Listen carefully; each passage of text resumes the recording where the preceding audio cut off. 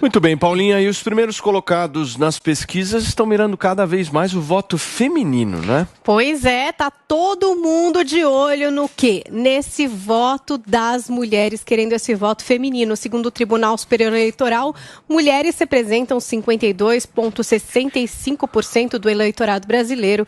E os primeiros colocados, Luiz Inácio Lula da Silva do PT, Jair Bolsonaro do PL, Ciro Gomes do PDT, estão de olho nessa parcela da população. Na propaganda eleitoral, esposas ganham tempo de fala para alcançar as mulheres brasileiras. Jair Bolsonaro tem dividido o palanque com a primeira-dama Michele Bolsonaro, que tem ainda grande influência no meio evangélico, não é verdade? A Michele apareceu em um vídeo de 30 segundos no qual defende o governo do marido. A peça foi divulgada no YouTube e na televisão e não conta com a presença do presidente e candidato à reeleição. Esse vídeo ele acabou retirado do ar após uma decisão do TSE, atendendo a um pedido da coligação de Simone Tebet, do MDB. No entendimento, a campanha bolsonarista infringiu a legislação que determina que outra pessoa, que não o candidato, pode ocupar 25% do tempo da propaganda. No sábado, a socióloga Rosângela da Silva Janja, a esposa do Lula, apareceu pela primeira vez no horário eleitoral. Se apresentou, disse estar do lado dele nessa caminhada pelo Brasil da Esperança. Com locução feminina e outras 10 mulheres aparecendo na propaganda petista, Lula falou por 3 minutos e 40 segundos sobre propostas dedicadas às mulheres. Em eleições anteriores, muitos observaram que a Marisa Letícia, já falecida e a então esposa do Lula, teve participação discreta, né? Tanto nas disputas de 89, 94, 98, 2002 e 2006. Ela não falava em propagandas ou comícios, mesmo quando conquistar o voto feminino foi um problema, um desafio para o petista. Ciro Gomes tem uma mulher como vice, Ana Paula Matos, vice-prefeita de Salvador. Nos programas de televisão do candidato do PDT, ela aparece em imagem estática, com o santinho ali da dupla. E como apresentadora do programa do candidato do PDT, assume a sua esposa, a Gisele Bezerra. Então, um pouco aí do panorama das esposas dos candidatos que estão ali nas primeiras colocações das pesquisas em suas campanhas eleitorais. Muito bem, Paulinha. Lembrando que hoje, se eu não me engano, é hoje, né? Ciro Gomes no Pânico. Vai ser sabatinado pelo Pânico a partir do meio-dia aqui na programação da Jovem Pan News, certo? Cirão. E aí, turma, vocês estão bem? Paulinho, renovados, Zoe, Guguinha. Eu queria um pouco do apanhado geral aí de tudo que a gente trouxe, eu e a Paulinha, os nossos repórteres, as agendas. Eu vi, acho que foi aqui na própria Jovem Pan, uma distribuição geográfica das agendas dos candidatos, ou seja, uma priorização do Sudeste muito forte. Eu queria entender um pouco dessas estratégias. Cubaninha começa. Bom, a primeira estratégia é de colocar as mulheres, incluir as mulheres na campanha. Engraçado, né? Porque o Bolsonaro é conhecido como machistão, né? Que não dá espaço para as mulheres, que não liga para as mulheres, que tem ódio das mulheres. Mas você vê que é curioso, todos os candidatos homens estão aí agora incluindo as suas mulheres nas campanhas. Por que será? Estão imitando o Bolsonaro, porque o Bolsonaro desde sempre deu esse espaço aí para Michele fazer o trabalho social dela, para Michele discursar nos comícios que acompanhava o seu marido. Então agora o Lula, que nunca colocou a ex-mulher aí, a falecida Marisa Letícia, nas suas campanhas, nos seus comícios, agora colocou a Janja. Por quê? Porque tem que seguir o que o Bolsonaro está fazendo, senão fica muito feio para ele. Então, que bom, né, que a Janja está conseguindo ganhar um espaço na campanha do seu marido, porque, vamos refrescar a memória aí dos brasileiros, os assessores de campanha do Lula proibiram, incluindo Lula, a Janja de dar entrevistas. Por quê? Porque viram que seria meio complicado para a imagem do Lula, a Janja com as suas bandeiras tão progressistas. Então, afastaria aí o voto, por exemplo, dos mais conservadores, dos evangélicos, que são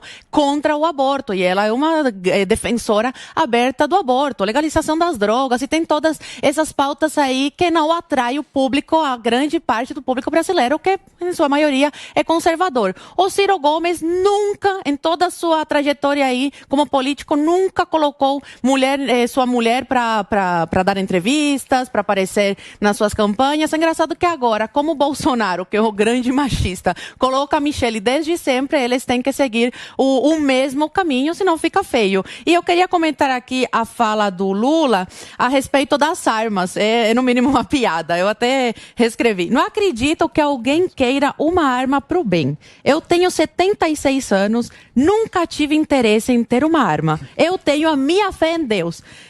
Deixa eu te perguntar então, Lula, e teus seguranças, eles andam armados com o quê? Com florzinhas brancas da paz, com pombinhas embaixo do braço para soltá-las nos comícios, ou eles andam armados até os dentes para proteger você, para fazer a tua segurança? É engraçado você falar isso. Qual a intenção dos teus seguranças, se não te proteger? Isso não é pro bem, proteger a vida das pessoas? É para isso que as armas servem, para proteger de bandidos. Muito bem. Olha, turma, vocês sabem que eu não gosto de criar desavenças aqui nesse programa. Você é tão pacífico. Eu trabalho sempre pela nossa unidade, certo? Ursão, bom dia pra você, querido. Eu queria te perguntar uma coisa, assim, de leve. Eu quero que você possa me explicar. Você quer guerra, né, Não, eu quero o seguinte. Vejam só o raciocínio que eu vou fazer aqui agora. Vocês aqui neste programa dizem que não acreditam nas pesquisas, nos institutos de pesquisa, certo? Beleza. Isso é uma tese. Não. Vocês que eu sempre digo. Aqui, ó. Ursão e Cubaninha aqui. Firmes e fortes nessa tese. O microfone do Paulinho está desligado. Você me ouve aí, Paulinho? Acho que nós não estamos te ouvindo aqui. A gente que não te ouve. Agora sim. Então, retomando o raciocínio aqui para que a gente possa criar algum tipo de consenso, né? O meu ponto é o seguinte, vocês falam que vocês não acreditam em pesquisas. Aí, o ponto é o seguinte, essas pesquisas refletem claramente uma altíssima rejeição do Bolsonaro entre as mulheres, certo? Todas elas estão refletindo que, o Bolsonaro tem dificuldade no público feminino. Aí o Bolsonaro vai lá, convida a Michelle Bolsonaro para estar mais próxima, a campanha convida justamente para que ela possa aparecer cada vez mais e, ela dialoga com o eleitorado feminino. Baseado no que, se não forem as pesquisas, o Bolsonaro tomou essa decisão? Sem querer atrito aqui, hein, turma? De quê? De colocar a Michelle?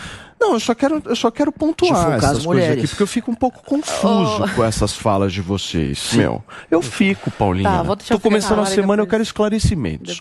Ursão, a palavra é toda tua, gato.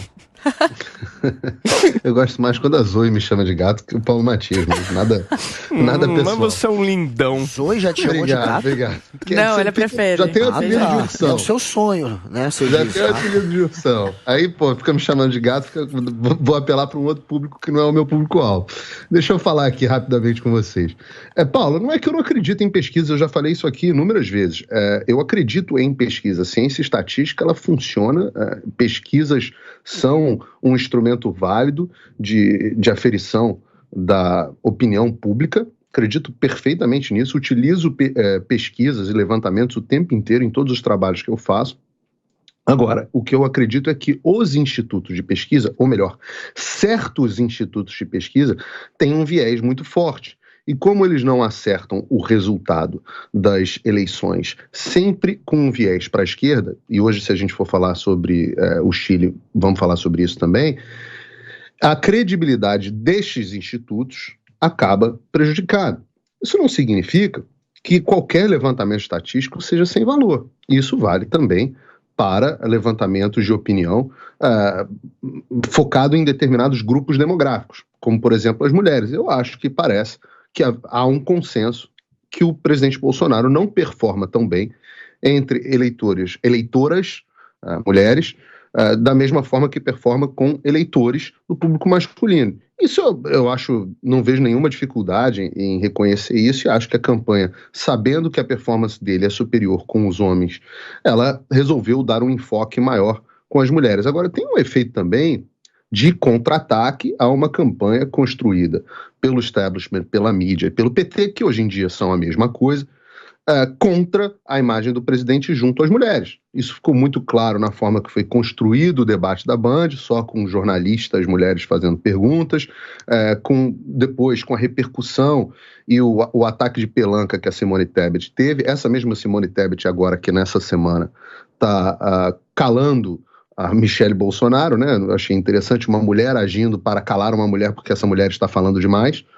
Então, o presidente Bolsonaro, a campanha do presidente Bolsonaro age, de uma certa maneira, num contra-ataque a essa ofensiva, muito mais de forma reativa do que de forma ativa propriamente dita. Eu queria perder um minuto, Paulo, se você me permite, para falar sobre a questão das armas. Por favor. O Lula, fico sempre impressionado com a cara de pau do Lula de fazer determinadas afirmações, né? Essa de dizer que não consegue enxergar porque que uma pessoa de bem pode ter uma arma, porque que uma pessoa pode querer uma arma para fazer o bem. Eu acho que isso é uma posição muito confortável para quem está cercado de seguranças armados, como a Zoe diz. Ele diz confia em Deus, mas ele confia um pouquinho mais nos seguranças armados que estão à volta dele. Esses mesmos seguranças que quando vêm manifestantes pró-Bolsonaro pegam cartazes, jogam fora, né? Esses mesmos seguranças truculentos, talvez esses mesmos seguranças que tenham sido objeto de acusações graves, inclusive ao longo da campanha, que precisam ser apuradas e não foram apuradas com propriedade. Mas, olha, eu preciso dizer para o Lula que o Brasil não tem muitos dados a respeito do uso de armas de fogo para defesa pessoal, né? Uso defensivo de arma de fogo. Ou seja, o que é uso defensivo de arma de fogo? Quando alguém utiliza uma arma de fogo para impedir que um crime seja cometido.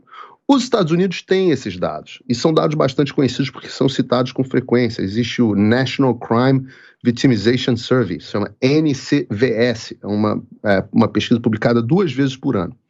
Em média, nos últimos anos, 70 mil casos de uso de arma de forma defensiva foram utilizados nos Estados Unidos por ano. 70 mil pessoas, ou 70 mil vezes, armas de fogo foram utilizadas de forma defensiva nos Estados Unidos por ano. 70 mil. Não estou falando 70 vezes, 700 vezes, 70 mil. É claro que é muito difícil para uma pessoa que está lá nos seus triplex, na sua vida maravilhosa de patrimônio de 26 milhões, sei lá quantos milhões que o Lula tem hoje em dia, é muito difícil para ele, cercado dos seguranças, perceber a necessidade de um cidadão comum num estado que tem tão violento como o Brasil, onde a polícia nem sempre consegue proteger o cidadão, principalmente nas áreas rurais, Sim. muito difícil para ele perceber a necessidade do uso de arma de fogo. Mas eu acho que para o cidadão médio brasileiro que viu a política de crime, a política de segurança dos governos do PT, onde o Brasil chegou a ter 60, 65, quase 70 mil homicídios por ano, e agora está batendo recordes históricos negativos, eu acho que talvez Paulinho. Esse cidadão comum tenha a capacidade de fazer essa observação e essa análise. Muito bem. Reparei que você está um pouco incomodado com essas falas do Paulo Figueiredo. Por quê? Informação, é para quem é jornalista, ficar ouvindo esse show de desinformação dói o ouvido, mas eu já estou acostumado, né? Ele tenta, por exemplo, relacionar a diminuição de mortes, de homicídios com armas. Ninguém consegue relacionar isso no Brasil. Muito pelo contrário, relacionam ou a um sistema de segurança mais eficaz, com inteligência que passou a ser tocado, ou até mesmo a pandemia, jamais ao incremento de armas. Muito pelo contrário, ter mais armas leva sim a um número maior de latrocínio, de homicídio. Inclusive no Brasil, a polícia do Rio de Janeiro e de São Paulo, parte dela, recomenda os próprios policiais não andarem armados quando estiverem fora do serviço, ao contrário do que acontece em outros países. Já vi policial do Rio de Janeiro sendo recomendado. Sabe por que isso? Peraí, Ursão, por favor, eu te aguentei. Eu ouvi esse show de desinformação sem te interromper. Qual foi o número Aguenta, por gentileza. Já estou explicando. Começou com essa distorção de querer relacionar o aumento de armas com a diminuição de homicídios. Isso é completamente desonesto. Isso não existe. Nenhum especialista faz essa relação. Muito pelo contrário. A gente ter diminuído o número de armas no Brasil foi o que diminuiu o número de homicídios, que continuou aumentando nos últimos anos. Passou a diminuir antes do Bolsonaro entrar no poder, mas aumentou nos anos do PT, de fato, nos últimos anos do Brasil. Só que teria aumentado ainda mais se não houvesse um governo que fez. Com licença, eu estou falando, se não houvesse, com licença, Ursão, por que você está agoniado? Eu vou citar números, calma, Ursão.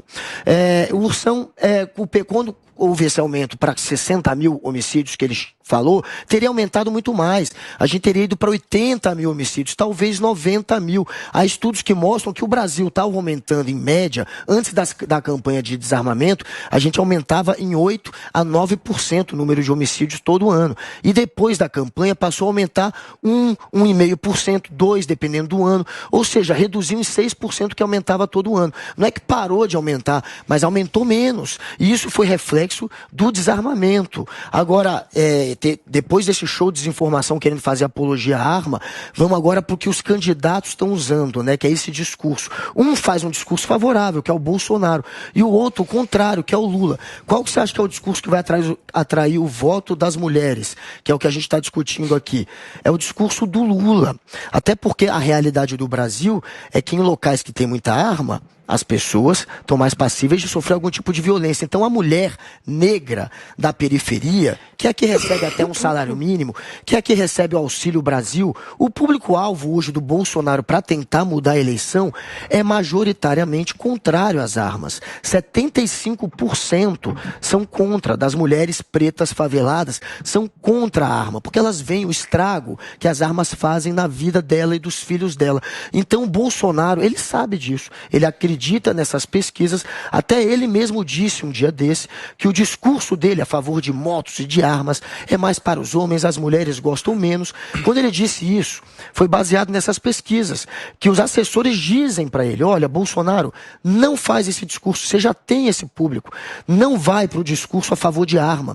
É um discurso que afasta o seu público-alvo, que é esse, que 75% é contrário. Mesmo assim ele faz. O Lula não, faz o discurso da educação, faz o discurso da inclusão, que é um discurso que pega esse público. Então, estrategicamente, é claro que é ruim para o Bolsonaro fazer essa narrativa de apologia às armas. Ele já tem esse público radical. O que ele precisa é daquele que ainda não é bolsonarista e ele está afastando dessa maneira.